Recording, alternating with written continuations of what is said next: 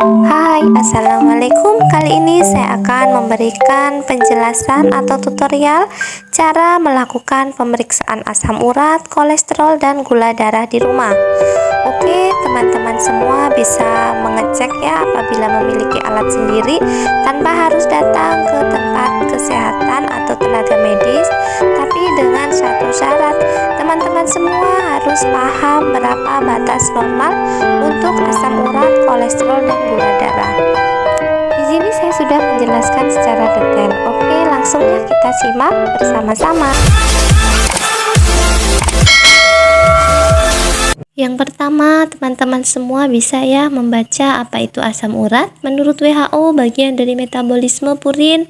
Namun, apabila metabolisme terjadi secara tidak normal, maka akan terjadi sebuah proses penumpukan kristal dari asam urat pada persendian yang menyebabkan rasa sakit yang cukup tinggi.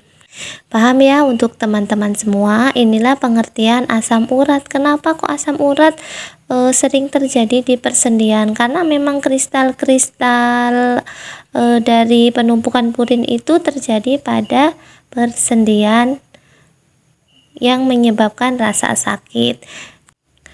Nah, ini adalah contoh kaki yang terkena asam urat dan berkembang purin di persendian antara jempol dan telapak kaki ya, sehingga menyebabkan peradangan atau kemerahan. Di sini adalah ada gambar kristal asam urat seperti jarum tajam. Ini yang menyebabkan orang yang terkena asam urat itu rasanya sangat nyeri atau sakit.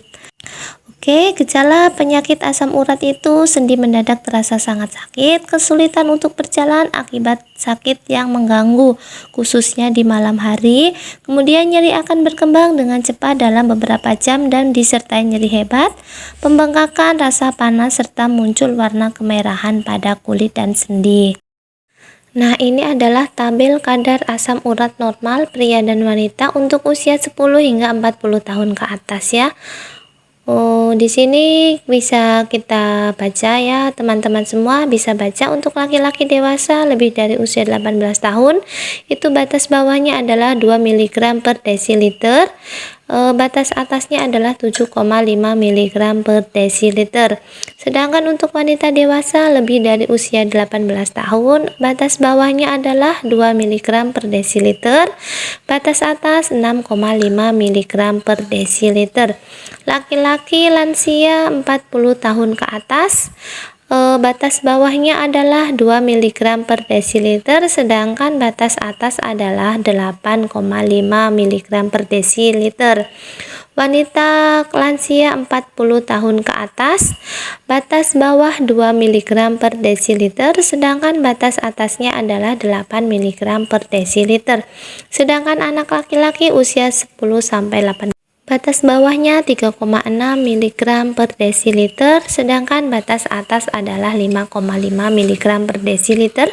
Lalu anak perempuan usia 10-18 tahun, batas bawahnya adalah 3,6 mg per desiliter, sedangkan batas atas 4 mg per desiliter. Dari sini kita bisa simpulkan ya, ternyata tidak hanya orang dewasa atau lansia saja yang bisa terkena asam urat. Anak-anak pun bisa terkena asam urat ya pada usia 10 tahun. Oke, saya lanjut ke penjelasan berikutnya. Kita ke kolesterol ya. Kolesterol merupakan senyawa lemak yang diproduksi oleh berbagai sel dalam tubuh, dan sekitar seperempat kolesterol yang dihasilkan dalam tubuh diproduksi oleh sel-sel hati pada dasarnya untuk membutuhkan kolesterol untuk tetap sehat. Nah, di sini kita jelaskan ya sedikit ulasan kolesterol. Lalu kolesterol normal untuk orang dewasa itu berapa ya? Kolesterol normal kurang dari 200 mg per desiliter dianggap normal untuk orang dewasa. Angka antara 200 dan 239 mg per desiliter dianggap batas tinggi, dan angka 240 mg per desiliter ke atas dianggap sangat tinggi ya. Jadi teman-teman semua paham ya sedikit penjelasan tentang kolesterol. Lalu ciri-ciri kolesterol tinggi itu seperti apa? Yang pertama, nyeri dada, mual, kelelahan ekstrim, sesak napas, nyeri di leher, rahang, perut bagian atas atau punggung, serta mati rasa atau terasa sensasi dingin yang ekstrim. Ini adalah ciri-ciri kolesterolnya tinggi. Oke, kita lanjut ke pembahasan berikutnya. Itu pembahasan gula darah adalah gula darah yang terdapat dalam darah yang berbentuk dari karbohidrat dalam makanan dan disimpan sebagai glikogen di hati dan otot rangka. Berikut ciri-ciri gula darah tinggi yang perlu Anda waspadai. Yang pertama adalah lemas atau kelelahan. Gampang lelah merupakan salah satu gejala awal gula darah tinggi yang cukup umum. Kemudian pandangan kabur, haus terus-menerus, mual muntah, bingung, sering kencing, sakit kepala, serta sakit gigi, tangan kaku, dan sering kesemut. Nah, ini adalah panduan untuk gula darah. Gula darah puasa atau GDP itu kurang dari 80 ya. Kemudian 2-3 jam setelah makan itu kurang dari 95. Untuk normalnya gula darah puasa itu kurang dari 70 sampai 104. Sedangkan 2-3 jam setelah makan itu normalnya kurang dari 120 sampai 140. Kemudian prediabetes apabila kurang dari 105 itu untuk puasa ya. Kemudian untuk 2-3 jam setelah makan itu kurang dari 140. Ini untuk prediabetes ya. Teman-teman semua paham ya penjelasan panduan gula darah. Lalu kita langsung ya ke video. Oke teman-teman, di sini saya akan memberikan tutorial atau cara untuk mengecek gula darah, asam urat, dan kolesterol di rumah ya teman-teman semua. Apabila memiliki keluarga yang memang terdapat riwayat kolesterol, asam urat, dan gula darah tinggi, bisa dicek di rumah ya. Di sini saya akan mencoba untuk mengecek asam urat terlebih dulu ya teman-teman ya. Ada lancet, pena untuk menusuk, lalu di sini ada stik asam urat ya. Bisa teman-teman bedakan ya, untuk warna asam urat itu sendiri alatnya adalah stiknya warna kuning atau oranye. Di sini langsung ya kita ambil lancetnya atau jarum, masukkan di bagian pena. Setelah itu kita buka tutupnya atau pentolnya ya teman-teman ya, bisa dibuka, lalu kemudian tutup kembali penanya, lalu disesuaikan ketajaman penanya. Saya di sini menggunakan angka 5 karena rasa sakitnya lebih sedikit ya. Setelah itu disiapkan untuk pemasangan stiknya dulu ya teman-teman. Stik, nah di sini urik asid ya atau asam urat, warnanya adalah kuning ya, kuning atau oranye ya teman-teman. Lalu kita ambil kuncinya. Setelah itu bisa teman-teman semua pasang di bagian alatnya seperti ini ya. Bisa dilihat pemasangannya sangat mudah. Masukkan sesuai dengan lubang yang ada, lalu stiknya kita masukkan. Oke, paham ya teman-teman ya. Setelah dilakukan akan bunyi tit ya biasanya untuk alatnya. Setelah itu olesi dengan alkohol swab untuk desinfektan bagian jari yang akan ditusuk.